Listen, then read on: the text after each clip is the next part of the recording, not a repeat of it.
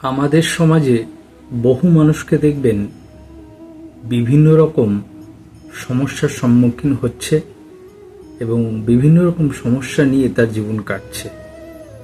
তার মানে কি ওই মানুষটা পুরোটাই ভুল পথে চলছেন? তা নয়।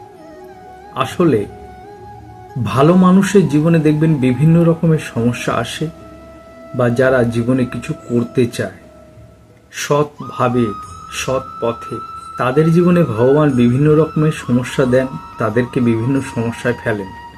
তার মানে কি ভগবান তার খারাপ চান? তা নয়।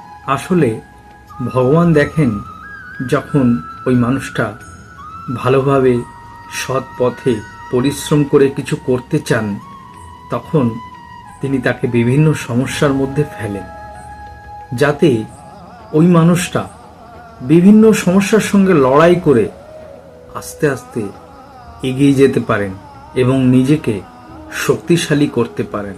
তবেই সে তার জীবনে সফলতা অর্জন করতে পারবে। ছোট ছোট বিষয়ে ছোট ছোট সমস্যা আসলে যদি ভেঙে পড়া হয় বা ভগবানের প্রতি ভরসা বিশ্বাস হারিয়ে টেনশনে জীবন কাটানো হয়, তাহলে কিন্তু কখনোই কোনো জায়গায় সফলতা পাওয়া যাবে না। ভগবান শ্রীকৃষ্ণের জীবনে তো জন্মের আগে থেকে শুরু হয়েছিল।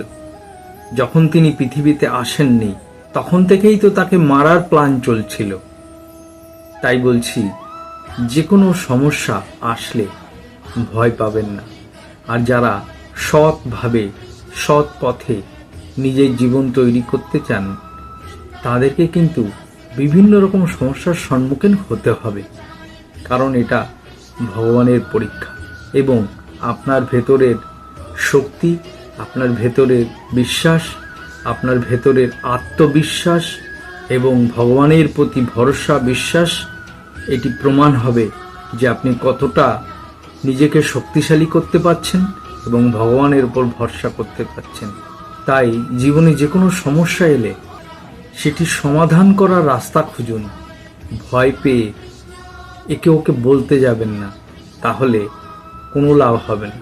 কারণ কেউ আপনার সমস্যার সমাধান করতেও পারবে না, আর কেউ ভালো উপদেশও দেবে না। উল্টে আপনি যাতে আরও বিপদে পড়েন সেই রাস্তা আপনাকে বলবে। তাই নিজের সমস্যা, নিজের বিপদ নিজেই সমাধান করুন।